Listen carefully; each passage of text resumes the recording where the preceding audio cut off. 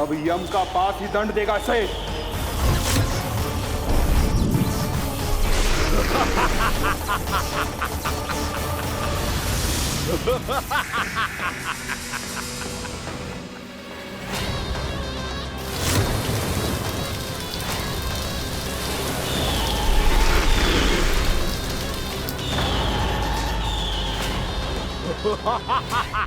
तूने जल की धार को भले ही काट दिया हो दुष्ट, पर हिम में धार नहीं होती। अब मेरी हिम शक्ति तुझे जमा कर नष्ट कर देगी।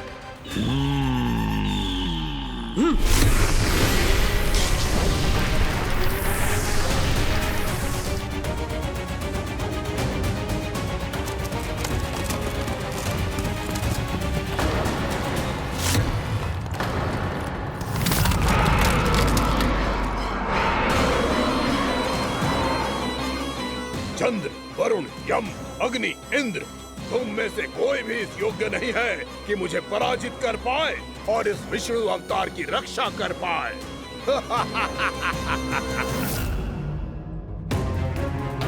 इस असुर को देवता कुछ ना बिगाड़ पा रहे हैं। अब क्या होगा खाना का? बकासुर, मैं अपनी किरणों की ताप से तुझे छल्दी छल्दी कर दूंगा।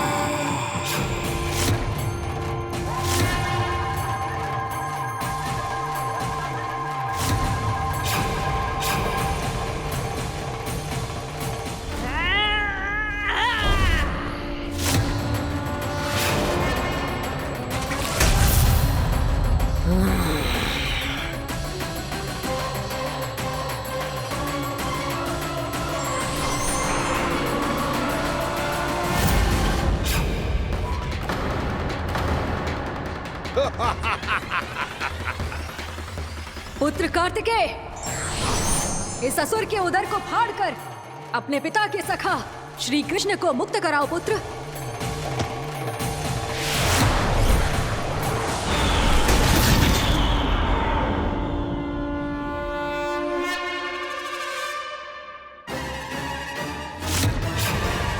मैंने कहा था, तुम में से कोई भी मेरा बाल भी बांका नहीं कर पाएगा। तुम देवताओं का तो सामर्थ्य ही क्या, स्वयं देवों के देव महादेव भी मेरा कुछ नहीं बिगाड़ पाएंगे। कृष्ण को अपने उदर में ही पचा जाऊंगा मैं।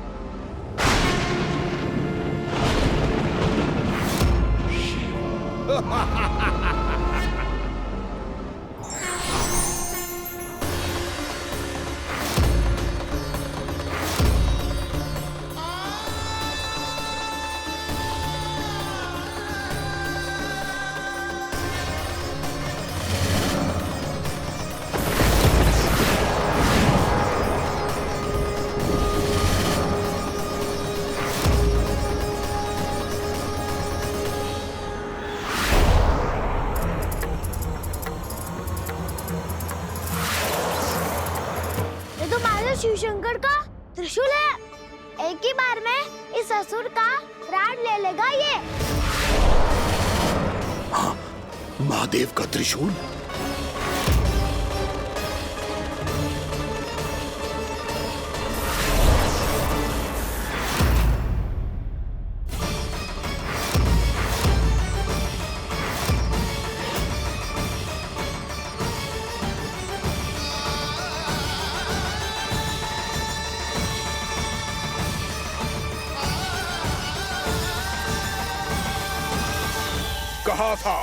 कहा था मैंने, स्वयं महादेव भी मेरा कुछ नहीं बिगाड़ सकते। अजय हूं मैं, अजय।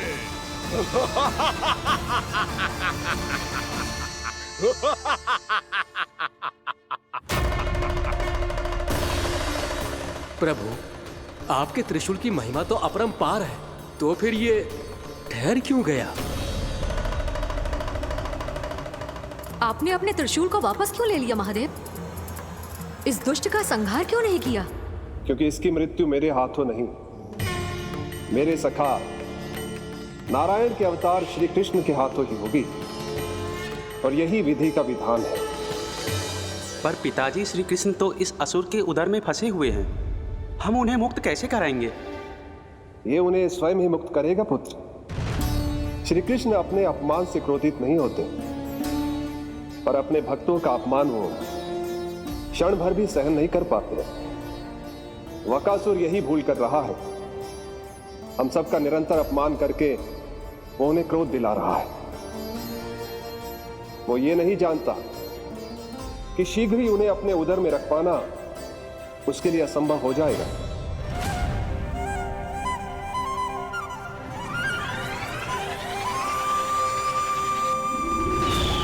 क्या हुआ महादेव? पराजित होकर भी मुस्कुरा रहे हैं। पर अब तो महादेव कहलाने के भी योग्य नहीं रहे आप। असफल देवताओं की इस अयोग्य सेना को लेकर चले जाइए यहाँ से। ना ये मेरा सामना कर सकते हैं और ना ही आप। मेरी शक्ति के सामने आप अक्षम हैं महादेव।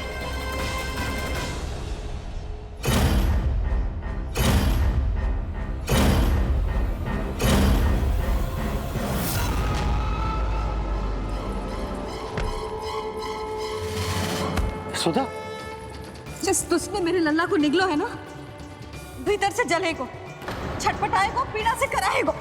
जिस दुष्ट ने मेरे लल्ला को निगलो है ना, भीतर से जलेगो, छटपटाएगो, पीड़ा से कराएगो। ये क्या हो रहा है मुझे?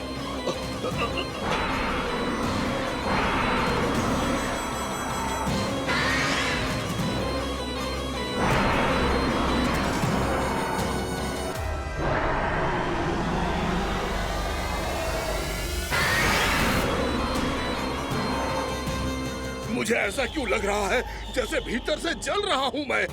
ये क्या हो रहा है मुझे?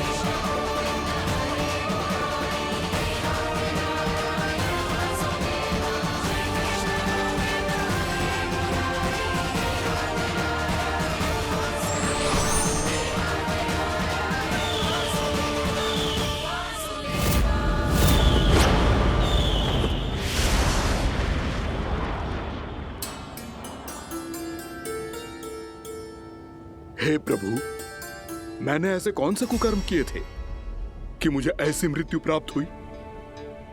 और ऐसे कौन से सुकर्म किए थे? क्या आपके हाथों से मुझे मोक्ष प्राप्त हुआ है प्रभु? सीमी स्मरण करो, हे गिरीश की पुत्र वक्कासुर। स्मरण करो, कैसे अपने पिता की तरह अभिमान से भरे हुए थे तुम। स्मरण करो, कैसे हमें पराजित करने के लिए पूरी सृष्टि को संकट में डाल दिया था तुमने, और हमें विवश होकर पराजय स्वीकार करनी पड़ी थी। स्मरण करो, कैसे तुमने देवराज इंद्र का छत्र चुरा लिया था। पर यह सब भी पर्याप्त नहीं था बकासुर। तुम्हारे पापों का घड़ा तब भरा था जब तुमने देवी गंगा के जल में साधना करते हुए जजाली मुनि की तपस्या में व्यवधान डाला था।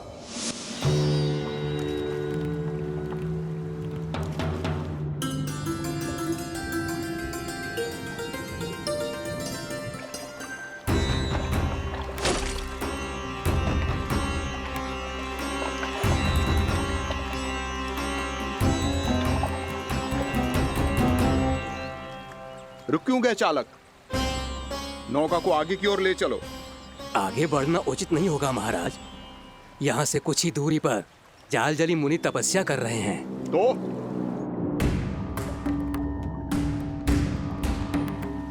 मेरे मत्स्य आखेट के क्षेत्र में इसने तपस्या करने की भूल की है। मेरे ही राज्य में मेरा कोई क्षेत्र मेरे लिए वर्जित हो, यह मुझे स्वीकार नहीं है। आपने पर्याप्त मत्स्य आखेट कर लिया है महाराज। यदि तुम इन मछलियों का आहार नहीं बनना चाहते हो, चुपचाप मेरी आज्ञा मानो। क्षमा, क्षमा महाराज।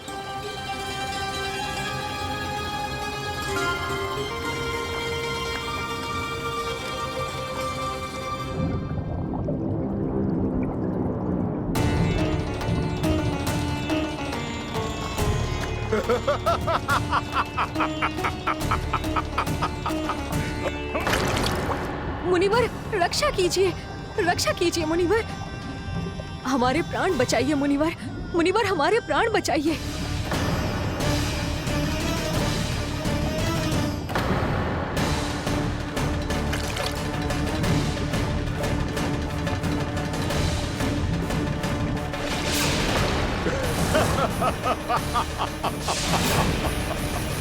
ठहर जाओ असुरराज। इन मछलियों को हानि ना पहुंचाओ। क्यों मुनि? अब मछलियां पकड़ने के लिए मुझे तुमसे आज्ञा लेनी पड़ेगी। तुमने तपस्या करने से पहले किससे आज्ञा ली थी? मां गंगा से, इस जल में रहने वाली सभी मछलियों से। इस उपकार के बदले इन सभी मछलियों को रक्षा करने का वचन दिया था। इसीलिए असुरराज, मैं शांति से कह रहा हूं, इस स्थान को अशुद्ध ना करो।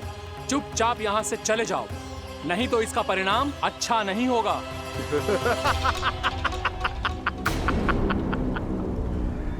तुम जिन देवताओं की तपस्या कर रहे हो ना मुनि, उन्होंने भी मेरा कुछ नहीं बिगाड़ पाया था, और तुम मुझे धमकी देने का दुस्साहस कर रहे हो।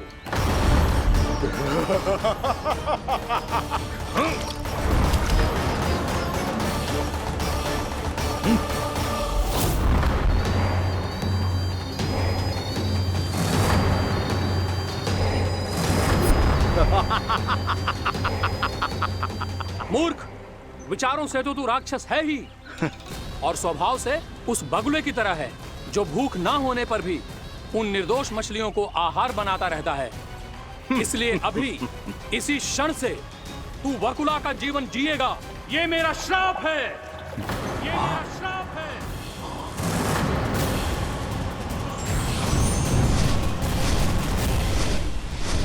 श्राप पाने के बाद तुम्हें आभास हुआ कि तुमने कितना बड़ा अपराध किया था, और तब तुम जजाली मुनि से क्षमा याचना करने लगे। तुम्हारे अपराध बोध को जानकर मुनि श्रेष्ठ शांत हुए और उन्होंने तुम्हें वरदान दिया। श्राप से मुक्ति का एक ही मार्ग होता है असुर, पश्चाताप। तुम्हें अपने भूल का पश्चाताप है, इसीलिए मैं तुम्हें वरदान देता हूं। तुम्हें मेरे श्राप से मुक्ति अवश्य मिलेगी। स्वयं प्रभु श्री नारायण के अवतार इस बगुले के देह के बंधन से तुम्हें मुक्त करेंगे।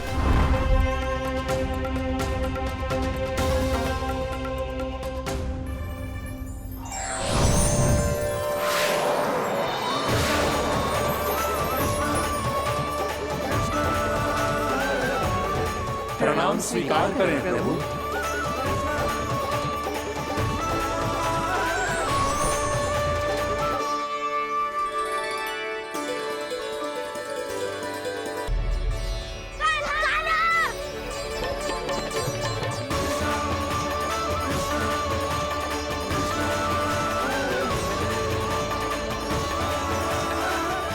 मुझे ना बताओ कि तुम सबने क्या देखा है, शायद जो देखो है, बस मैया से कछु मत ही बताना।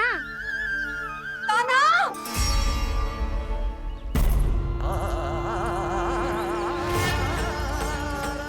कान्हा! मेरा लल्ला!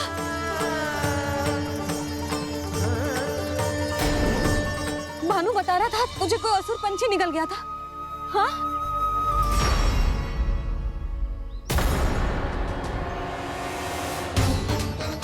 हे नारायण, ये क्या है?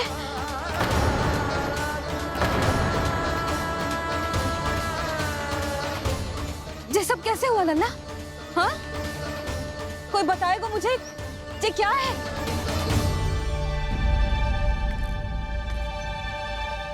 श्रीधामा, मधुमंगल, चिची को सब कुछ बता दो। ये असुर पक्षी मुझे निकलने वाला था रानी भाभी, तभी अंतिम क्षण में कान्हा ने आके मुझे बचा लियो। और ये असुर पक्षी ने कही कि यह है वृंदावन का राजकुमार, नंदराज का लल्ला। इसके होते कोई भी वृंदावन वासियों को हानि ना पहुंचा सकते। रानी भाभी, कान्हा ने अपने प्राणों की चिंता ना करी और इस क्रूर राक्षस से भिड़ गयो और इस राक्षस पक्षी ने इसे निगल लियो। इतना पर्याप्त है भोला काका, सब कुछ बताने की आवश्यकता नहीं है। ये सब देख के सारी बालक मंडली इतनी व्याकुल हो गई कि सबने अपने प्राण अर्पित कर दिए और इस असुर पक्षी से कहे कि हमें खा लो और हमारे सखा को छोड़ दो। इन बालकों का पराक्रम देख के सभी देवतागण यहाँ आ गए और उनके हृदय भी पिघल गए और उन्होंने इस राक्षस पक्षी से युद्ध करके इसे मार गिराया। देवताओं के राजा इंद्र के वज्र का प्रहार तो मैंने अपनी आंखों से देखा है ताई जी।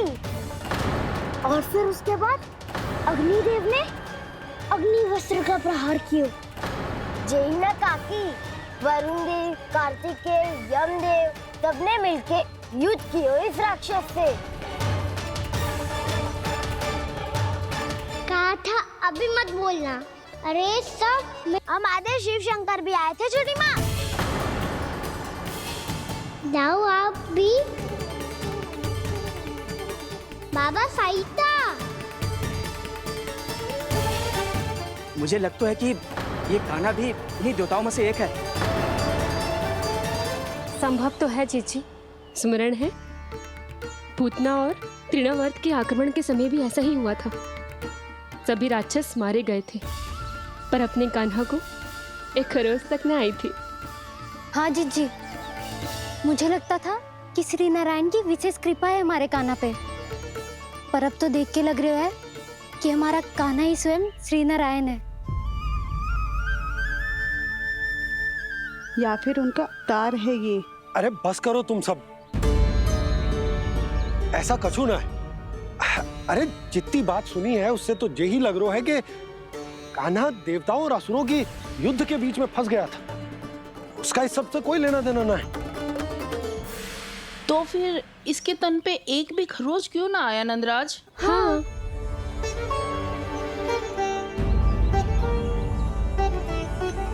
है काकी, खरच तो है।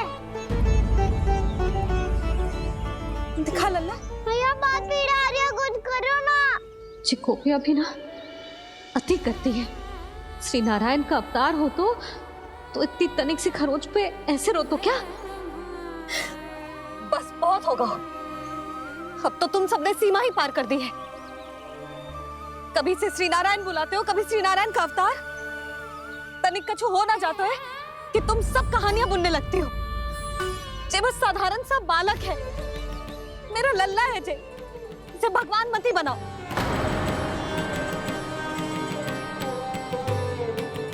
और तू, क्या आवश्यकता थी तुझे यहाँ आने की? हाँ? वो भी मुझे बिना बताए, मेरे साथ छल करके आयो है तू। अब तू घर चल, ऐसा दंड दूंगी ना कि मैया बहुत पीड़ा हो रही है, मैया बहुत पीड़ा हो रही है मैया। हाँ नन्ना, तू घर चल, मैं तुझे औषधि लगा दूंगी, हल्दी का लेप लगाऊंगी ना, झट से ठीक हो जाएगा। चल चल।